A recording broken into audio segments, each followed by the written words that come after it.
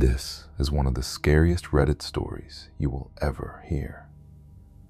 A hidden camera was watching him sleep, and it wasn't installed by the landlord. This is one of the scariest standalone Reddit stories ever posted. Imagine this.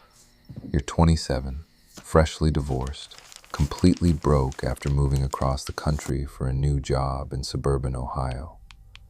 You scroll through rental listings at 1 a.m. and find the perfect little two-bedroom house on a quiet cul-de-sac. Fresh paint, hardwood floors, tall trees in the backyard that block out all street noise. The rent is insanely cheap, almost too good to be true.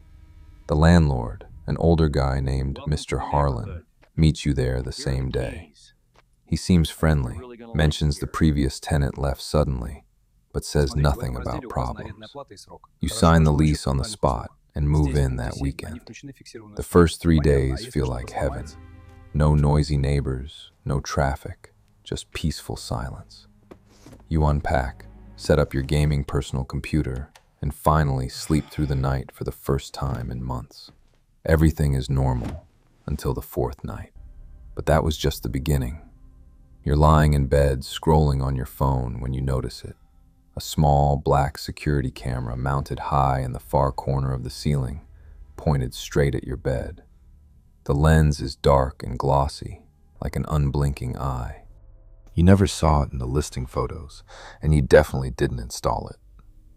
You drag a chair over, climb up, and try to unplug it. The cord is hardwired straight into the wall with no outlet or switch. It won't move. You text the landlord. "There's a camera in my bedroom. Can you remove it?" He replies instantly. "Oh, that's just an old security system from the last tenant. I thought we took it down. I'll send someone tomorrow." You feel a chill, but you tell yourself it's nothing. You cover it with a towel and go back to sleep.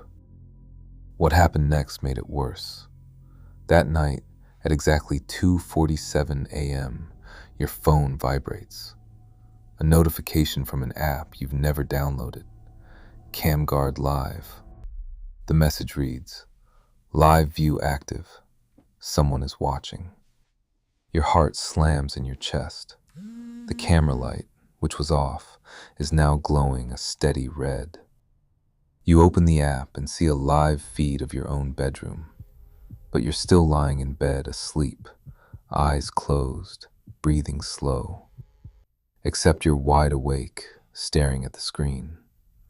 Then the version of you in the video slowly sits up, turns its head 180 degrees like an owl, and stares straight into the lens. It smiles with your exact face, teeth too wide, eyes completely black.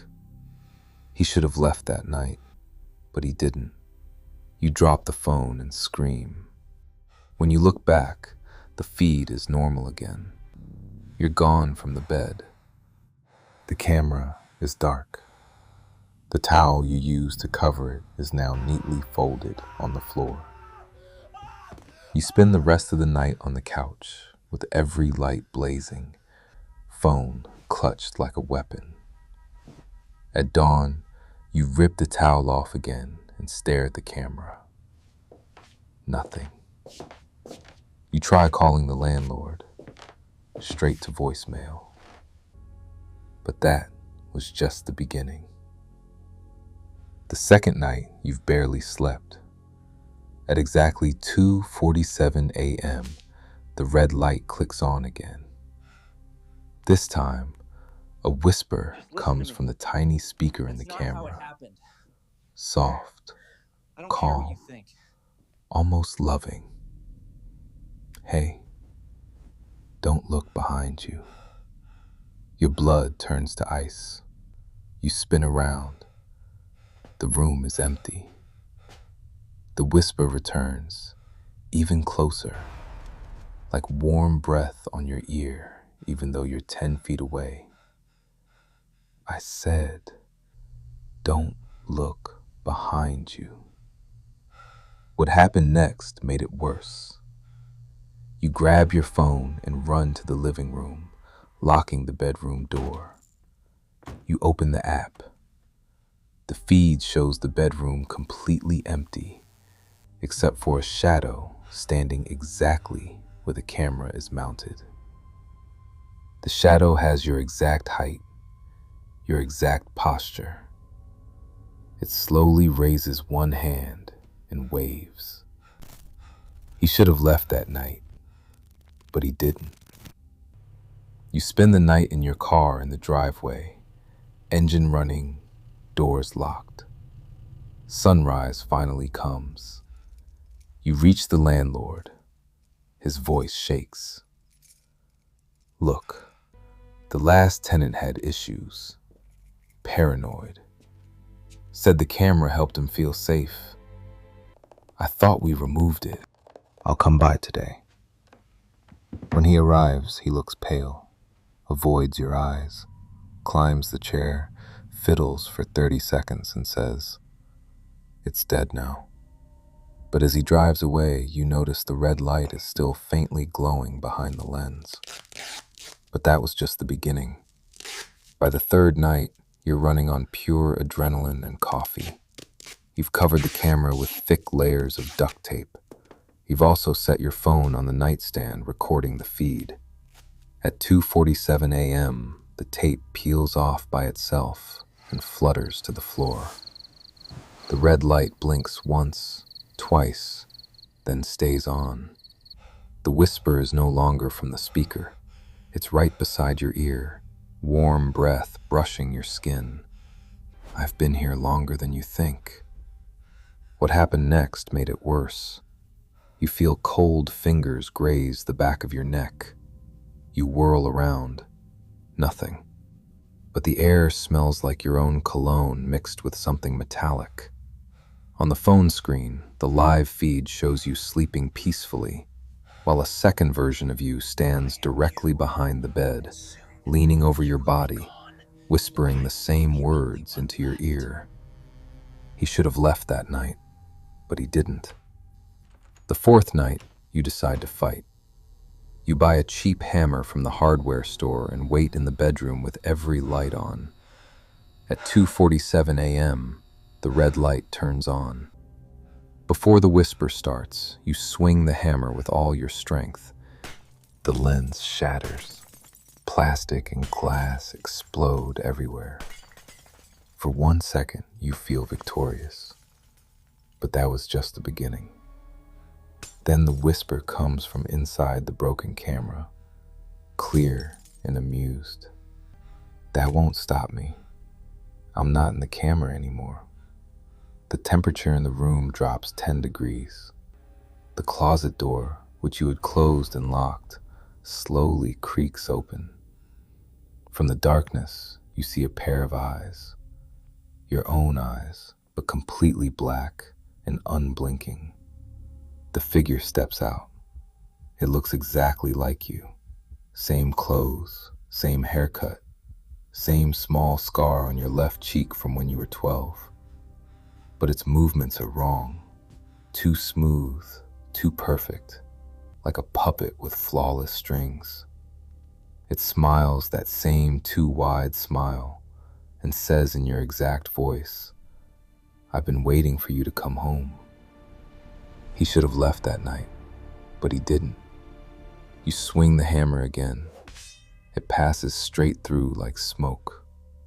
The figure laughs softly and steps closer. The last tenant tried to run. He didn't get far. I always finish what I start. You bolt for the front door, but it's locked from the inside even though you never touched it. The figure is right behind you now, whispering your full name, the one your mother only used when you were in trouble as a kid. You fumble for your phone to call 911, but the screen shows the live feed. You're standing in the hallway with your back to the camera, and the doppelganger is inches away, reaching out. The call never connects. The Redditor who originally posted this story vanished 2 days after uploading it. His final comment, posted at 2:47 a.m., was only 3 words. "It's behind me right now." I found this story yesterday while digging through old, untouched Our No Sleep archives. The username of the original poster was my exact name. Same spelling, same age, same city I grew up in before I moved to Ohio last month. The house he described, the address, the layout, the backyard trees, is the exact house I just moved into 3 weeks ago. The security camera in the corner of my bedroom is still there. I never removed it. I told myself it was nothing. And as I'm recording this right now, sitting in that same bedroom at 2:46 a.m., the red light on the camera just turned on.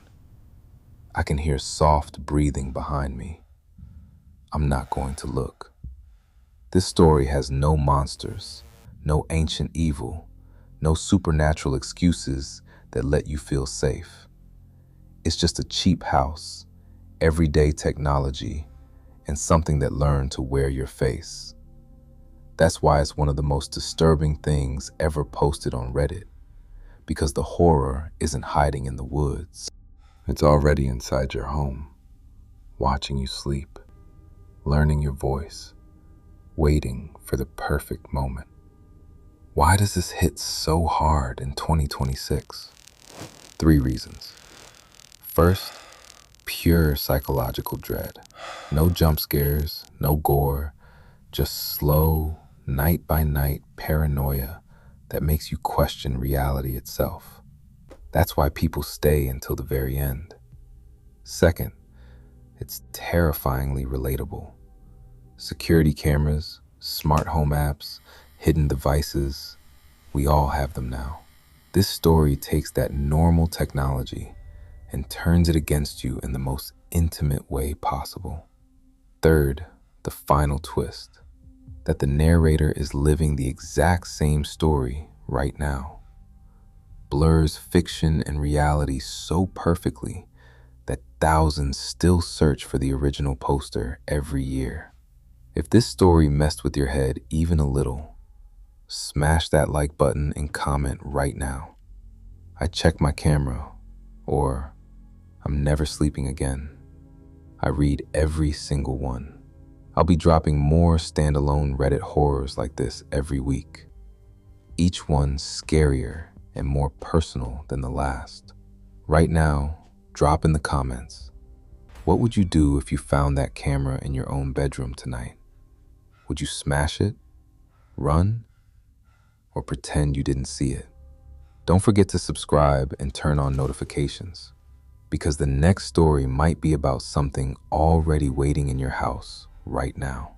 Thank you for watching all the way through.